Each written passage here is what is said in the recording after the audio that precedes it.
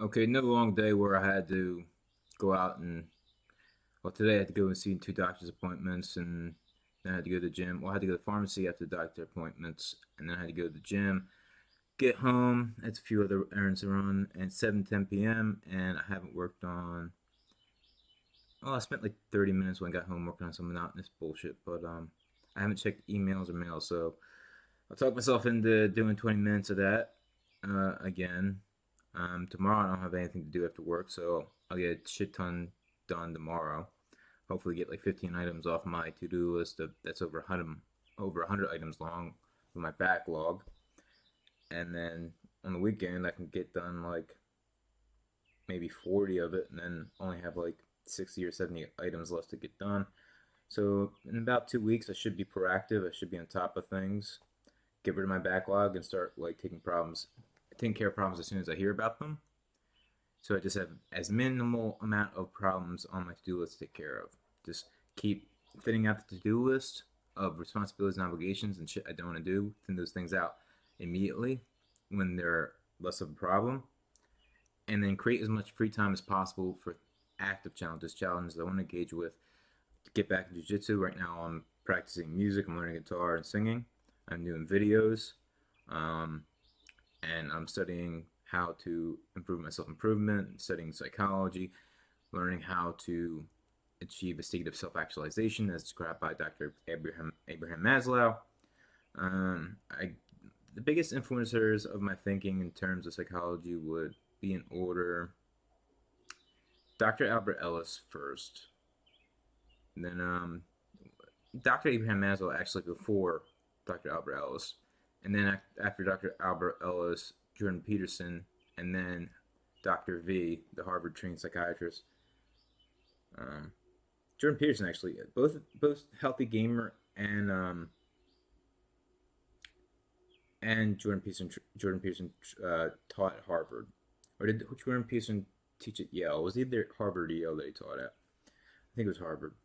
Um, But anyway, these are great minds, and there's so much you can take away from all of them. And like I said, if you take wisdom from all of them, you can dominate life. And of course, you should always be looking for new knowledge and new wisdom. But if you learn from those four genius thinkers of psychology, then you apply actually their principles to your life. It's not just learning it and reading the books. You have to take the knowledge you learn and think, how can I apply the principles of this book that I know are true? Because they're things I already knew but couldn't articulate properly, and then and the explanations, they all make sense. They're all logical. I could figure this out myself, but he put it together in such a way that it's easier to understand. It's more lucid. Lucid means to be more easily understood. When you're writing, you want to be lucid. That is as easily understood as possible, while also appealing to your target audience. Like target audience, what you write for the general public will be different than what you write for your say thesis paper, obviously, or what you would write in a peer-reviewed journal. That being said, so today I'm gonna say is a 7 out of 10 day. My first day was a 7 out of 10 day. Second day was a 7 out of 10 day. But I got to make reviews for each day, and I'll do that after this, I suppose. Or I don't know if I have time today. Actually, I might have to spend it for the fourth day and do review all three past days tomorrow when I have more free time. I'll try at least review the first day today. Um, but I still have to balance that out with fulfilling my responsibilities and obligations before I go to bed. But I have a ton of energy, so I think I can be active till 9 p.m. tonight. Um, Especially after going to the gym. It was a nice late workout, so I'm not exhausted. I actually have more energy than beforehand. And that's when, the workouts are being done right. If you leave the gym and you have more exercise afterwards than beforehand, then you're setting yourself up for success. Because that means you can go out, work out the next day, and you can be consistent, and you're not overtraining. You're in the zone of proximal development, which I think should have been coined the zone of optimal development, because that's what it really is, optimal development. I don't know, it's a strange little bit of pedantic, use of vocabulary. Zone of Let's just call it the zone of optimal development, where things are either way too challenging to the point that you'll never be able to achieve it, and not too easy to where it's boring. It's just the right amount of difficulty where you kind of have to stretch yourself a little bit to achieve it. And when you do achieve it, you feel good. It's not so difficult that it seems impossible. It's not so easy that it's boring. It's just the right amount of difficult. And you have to find that in your life and stay in that point. Because when you're there, it's the easiest place to get into a flow state. Um, and I'll talk more about flow state in future videos because it's so important to living in a life of self actualization, a life of optimal pleasure. Like, if you wanted to have the most pleasurable existence ever, you would get as healthy as possible, first and foremost. Because when you're as healthy as humanly possible, you have energy all throughout the day. You feel good. You're not stressed. You're not anxious. You reduce your stress with things like using the sauna, with exercise, with meditation, especially HRV biofeedback meditation, because that is is the most effective way of using meditation to alleviate stress. And that's something I've talked about in other videos, but I'll make a whole video dedicated to it and to my other biohacks in the future. I made Snapchat videos about them, but I'll do a proper YouTube video about it. Um, but yeah, there's so many tools for. It's so hot. Really good summertime, man. Here, I'm gonna turn the air conditioning on because I have the window open, but I'm still hot as hell. Well, I'm more hot inside my room when I'm not getting hit by the sun than outside when I'm getting hit by the sun. That don't make sense. But I got my 1,000 steps in today. I walked how many miles? I walked 5 miles today. I did. Okay, that's too loud. I did total body enhancement, which is whole body vibration, which drains your lymph gland and also doubles the rate of approximately doubles the rate at which you increase muscle strength and also muscle size. Because you're standing on a plate that vibrates 30 to 60 times per second, so that forces your muscles to contract and release 30 to 60 times a second to keep you stabilized, because that vibrating plate will kind of throw off your balance and it forces you to use all your muscles in your core, all your stabilizing muscles that usually don't work out. It helps them to grow stronger and more resilient, and that allows you to balance more easily in any sort of sport that requires balance, whether it's martial arts, skating, parkour, what have you, jiu-jitsu. Good to have balance there, because like when someone's trying to take you down, you need balance to properly get into a state where you push down their head, push your legs away, and then flip around, put them in a rear naked choke. I want to get back into jiu-jitsu soon. I can't wait. It's like a video game. Jiu-jitsu is just like a video game. It's all like, you gotta know the moves, you gotta know the counter moves, you gotta know the counters to the counter moves, and it's a video game that also utilizes your physical strength. And then when you're in jiu-jitsu, you are so obsessed with getting stronger so that you can defeat your opponents. And I thrive in competition. When I'm in a competitive environment, like in an office where, especially like a big agency, I'll work 80, 100 hours a week, and a big part of that is competition, wanting to fully manifest my potential and show what I'm capable of, especially during the first year. So that's great. Like, I love competition. I wish I could incorporate elements of competition, and I will in the future incorporate more elements of competition. I'd like to engage in fitness challenges with my viewers. Hopefully, I can start a following. After I reach day 100, day 200, day 365, and I'm starting to make more high quality videos, putting more effort into it, doing a wider variety of videos, maybe making a few other YouTube channels for subject specific matter. For example, I want a marketing podcast that's just about marketing for my career that I will share on my resume and such.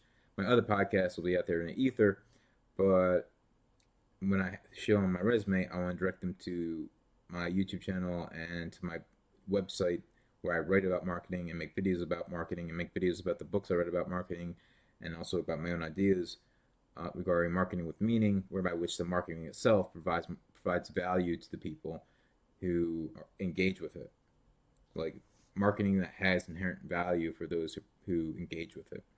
Um, but that's neither here nor there. It's a separate discussion. Anyway, I'm very excited. You can tell my energy's up a lot from working out. It's really great. Like, you want to work out, in such a way where you feel better afterwards. So start off with light workouts if you're new.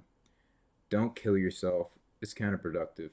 Just go in there, get a nice, lift some weights, you know, and then see like, okay, figure out where it's like where what is just enough where when I leave, I'm gonna feel better. And when do I go too far to the point where I feel exhausted afterwards? Keep a workout journal, write down what you do, and then keep a record of what you feel like afterwards, and then keep adjusting your workout routine until it is optimized. And then you'll get the optimal level of advancement in your muscular strength and your muscle size growth over time by doing that. You want to optimize your physical and athletic training in such a way that you maximize your athletic performance, maximize your body composition improvement, maximize your increased strength in terms of squat, deadlift, bench press, number of pull-ups you can do, what have you, and maybe a number of handstand push-ups you can do, which I think are severely underrated. Um, and yeah, I'm really excited to become a really highly competitive athlete again because I go crazy with it. Like using biohacking to optimize my physical and mental performance beyond what other people can do so that I accelerate faster in my growth really gets me excited because I know of so many tools that will allow me to get an edge over everybody else and progress faster than them. Not as fast as people who are more genetically gifted than me, because genetic freaks will just progress at like insane rates. Like I have pretty good genetics in terms of muscular growth. Like I can see increase in muscle growth the next day after I work out. Um, it's pretty crazy how fast my body can adapt. I'm just have a very low threshold for overtraining, so that's been my mistake. And I struggle with diet. Like I love junk food, man. Like I love General Tso's chicken. I love cookies. I love fucking chocolate wafers, man. So crunchy, so good. And that's good pleasure. But it doesn't feel better than eating healthy over time and feeling better and better each day until you feel like a mild state of euphoria all the time. I get to the state called peak health, where if I eat healthy enough and exercise, get and, do my meditations and everything, and take all the supplements I need to improve my neurotransmitter activity, improve my gut biome, improve every area of my health, so my body just feels amazing. I just feel mild euphoria all the time. My body just feels good all the time. My mind feels just good all the time. It's like a mild high you feel 24/7 when you get extremely healthy. And it's like being on drugs without any drugs. And all the side effects are good side effects. It's like a drug you take where all the side effects are positive instead of negative. That's what getting to peak health is. Love's kind of that way too. When you fall in love with someone, it's like a drug, but there's no as long as it's a healthy relationship, there's no negative side effects. There's only positive side effects. Um, I can't imagine being in peak health and being in love at the same time. Now that would feel, and actually I've had that before. That feels better than any drug I've ever taken in my life. And I experimented with drugs in the past. Um, I never tried pure MDMA because I never I could never find it. But I imagine that obviously MDMA is a love drug, releases the drugs associated with love. I would imagine that falling in love is similar to being on MDMA, a light dose of it, a very small dose, not like high dose, but a small dose of it 24/7 with no negative side effects. And that's pretty dope. And it's also improved motivation, improved dopamine activity. You want to do more, you have more motivation throughout the day, you're more inspired, you're more creative, your brain works better, you're more confident, you're more excited, and everything you do just comes out better. You make videos more articulately. You everything you do, you just put more of yourself into it because you want to become a better person for the person you're in love with because you want to be the best possible boyfriend and then possible husband for that girl. I don't know if it works similarly for women. If they fall in love with a guy, does their motivation increase dramatically? I don't know if how true it is of other men. Um, it's only true of other men of men like me who strive for self improvement, because I would imagine that for people who aren't dedicated to self improvement, there would be increases in motivation. But if you don't have any real goals, you might, I don't know, be slightly better at cleaning up your room and you'd be be slightly better at work. But if you're not into exercise, you're not into learning, you're not into self-actualization, you're not into pursuing, different forms of meditation and becoming more centered and being more mindful and being more effective in every area of life, you know. But anyway, this video is over 50 minutes long. That's good enough. That's my update for today. Hope you all enjoyed it. I will make videos reviewing the last 2 days, and tomorrow I'll review the quality of this day. So look forward to that, and God bless you. I hope your self-improvement, your motivation continues to improve over time. If you have any questions for me, if you want to talk to me, I'll start leaving a link to my Discord handle online. Eventually, I'll create a Discord server for this YouTube channel once I have enough followers and other people who are into self-improvement who are following my journey along while they go on their journey, and we can all discuss like. Oh, good. We can all discuss ways to work on those issues. So thank you very much. Have a nice day.